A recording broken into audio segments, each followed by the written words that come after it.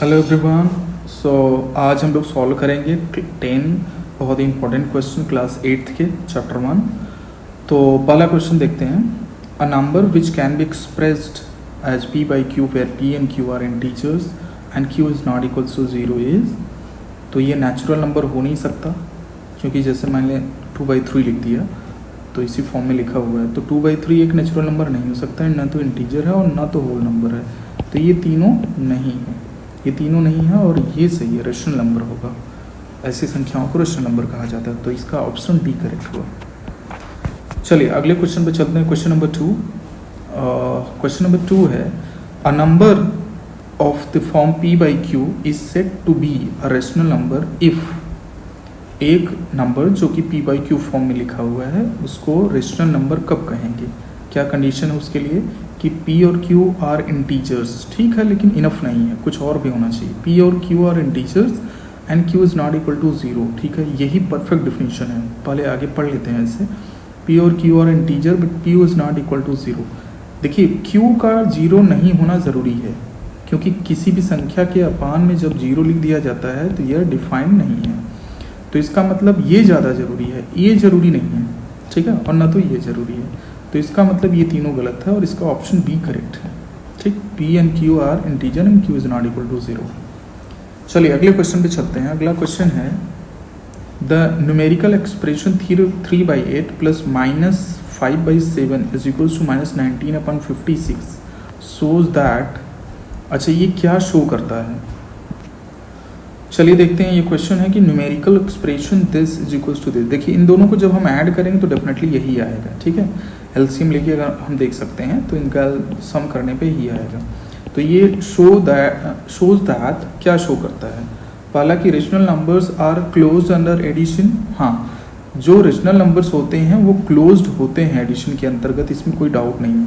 और यहाँ पे है क्या, यहाँ पे देखें अगर कंडीशन, तो ये जो है एक रेशनल नंबर है और ये भी रेशनल नंबर है। दोनों को जोड़ा गया है, जोड़ने के बाद एक रेशनल नंबर आया हुआ है। तो ये शो कर रहा है कि sum of two rational number is always a rational number. तो ये प्रॉपर्टी कौन सी है? ये क्लोजर प्रॉपर्टी है। तो क्लोजर प्रॉपर्टी के अंतर्गत ये आ रहा है। तो ये ऑप्शन 1 एकदम सही है। दूसरा भी देख लेते हैं, सारे ऑप्शन देख लेते हैं कि rational numbers are not closed under addition. ये तो वैसे भी गलत है।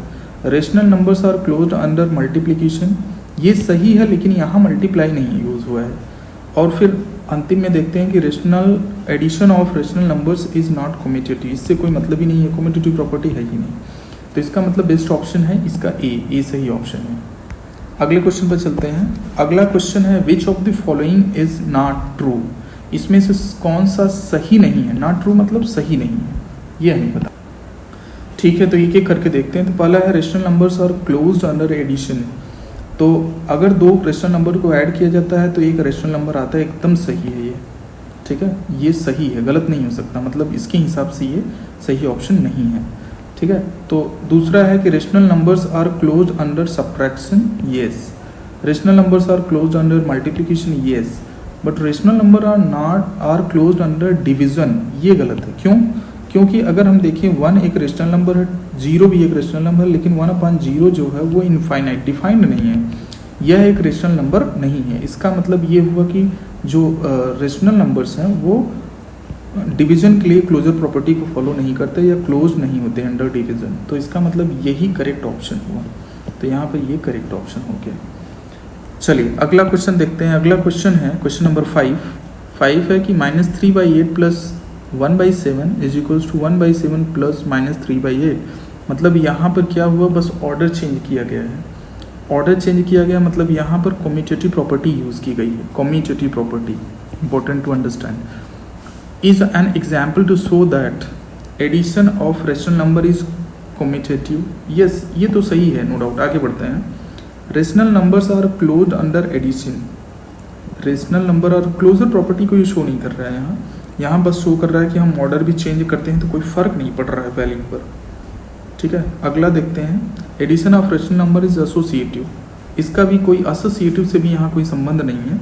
Rational numbers are distributive under addition. Distributive under addition, ये वैसे भी यहाँ इरेलेवेंट है। ये सारे इरेलीवेंट है। रिलेवेंट कौन सा है? First one. तो ये करेक्ट ऑप्शन है इस केस में। अगला क्वेश्चन देखते हैं, question number 6, which of the following expression shows that rational numbers are associative under multiplication. ठीक है, मल्टीप्लिकेशन के अंडर कौन सा एसोसिएटिव प्रॉपर्टी शो करता है?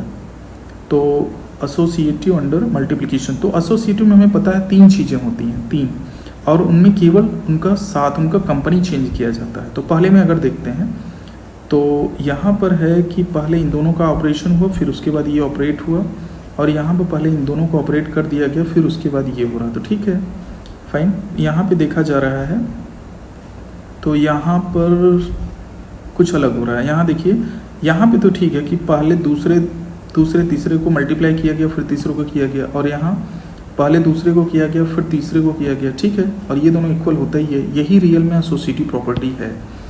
और यहाँ देखें तो यहाँ क्या हो रहा है, ये दोनों देखिए यहाँ पर इन दोनों को आपस में प्लेस ही चेंज कर दिया गया, तो ऐसा ये एसोसिएटिव प्रॉपर्टी नहीं है। और यहाँ पे देखा जाए तो यहाँ पे 2/3 को यहाँ पर इनका प्लेस चेंज कर दिया गया है, तो ये भी एसोसिएटिव प्रॉपर्टी में नहीं आएगा। और यहाँ पे देखा जाए तो 3/5 दोनों बाहर ही है, तो यहाँ भी एसोसिएटिव प्रॉपर्टी नहीं होगी। तो ये फर्स्ट वन करेक्ट है इस केस में। अगला देखते हैं, अगला क्वेश्चन है कि ज़ीरो क्या है। ठीक है, बहुत अच्छा क्वेश्चन है। ज़ीरो क्या है? The identity for addition of rational number. तो देखिए, एडिशन नंबर के लिए आइडेंटिटी या योगात्मक तत्समक तो होता है ज़ीरो, और ये सही है, ये ऑप्शन बिल्कुल सही है। अगला देख लेते हैं। वैसे द आइडेंटिटी फॉर सब्ट्रैक्शन के लिए कोई आइडेंटिटी नहीं होती। The identity for multiplication of rational number, ये 1 होता है, 0 होता नहीं है। The identity for division of rational number, ऐसा कोई नहीं है, कोई भी आइडेंटिटी नहीं होती डिवीजन के लिए। ठीक है, तो बेस्ट ऑप्शन पहला है। 0 क्या है? एडिटिव आइडेंटिटी है। अगला क्वेश्चन देखते हैं, 1 इज, तो 1 क्या है? तो 1 हमें मालूम है कि ये मल्टीप्लिकेटिव आइडेंटिटी होता है। ठीक है, तो पहला देखते हैं कि the identity for addition of rational number, नहीं। द आइडेंटिटी फॉर सब्ट्रैक्शन कोई होता ही नहीं है। The identity for multiplication of rational number, best option, correct option. The identity of division of rational number, तो ऐसा कुछ नहीं होता। ठीक है, तो इसका मतलब ये तीनों ऑप्शन गलत हैं और ये पूरी तरह से सही ऑप्शन है। अगला क्वेश्चन देखते हैं कि the additive inverse of -7/19 is. तो हमें पता है जब हम एडिटिव इनवर्स निकालते हैं तो हम बस इसका साइन बदल देते हैं। माइनस है, ध्यान रखिए, यहाँ माइनस है, बस हमें उसका साइन बदल देना है। क्यों? क्योंकि हमें ये करना होता है कि इसमें ऐसी संख्या जो इसमें ऐड की जाए तो 0 आए, बस। तो -7/19 है, तो इसका जो एडिटिव इनवर्स आएगा वो हो जाएगा +7/19। तो ये आंसर हो गया +7/19, मतलब ये ऑप्शन बिल्कुल सही ऑप्शन है। ठीक है, तो अगला क्वेश्चन और लास्ट क्वेश्चन लेते हैं आज के इस चैप्टर का, फिर इसके कुछ और पार्ट आएंगे जिसमें कुछ और MCQ क्वेश्चन लिए जाएंगे। उसके लिए आप चैनल को सब्सक्राइब कर सकते हैं। तो क्वेश्चन है कि multiplicative inverse of a negative rational number is. Multiplicative inverse of a negative rational number, किसी भी नेगेटिव रेशनल नंबर का जो मल्टीप्लिकेटिव इनवर्स होता है वो क्या होता है? नेगेटिव होता है, सिंपल सी बात है। ठीक है, अब positive rational number, no, sign नहीं बदलता, याद रखिए। जैसे मैंने -2 लिखा है, तो इसका जो एडिटिव मल्टीप्लिकेटिव इनवर्स आएगा वो आएगा -1/2, बस, मतलब इतना ही आएगा, साइन वही रहेगा, साइन नहीं बदला जाता है मल्टीप्लिकेटिव इनवर्स में, तो साइन वही का वही रहेगा। तो अगर पॉजिटिव कहा जा रहा है तो बिल्कुल गलत है, नेगेटिव नंबर है तो नेगेटिव ही आएगा, तो ये सही ऑप्शन है। 0 नहीं हो सकता, 1 नहीं हो सकता, ये आइडेंटिटी होती है, ये एडिटिव आइडेंटिटी होती है। तो इस तरह से हमने देखा कि ये 10 क्वेश्चन रहे, इसका कॉन्सेप्ट मैंने बताया, और इसके कुछ डिटेल्स जो है, इसकी जो कॉन्सेप्ट हैं मल्टीप्लिकेटिव इनवर्स, आइडेंटिटी, इसका वीडियो ऑलरेडी बनाया जा चुका है, उसको आप देख सकते हैं। तो आज के लिए इतना ही, धन्यवाद।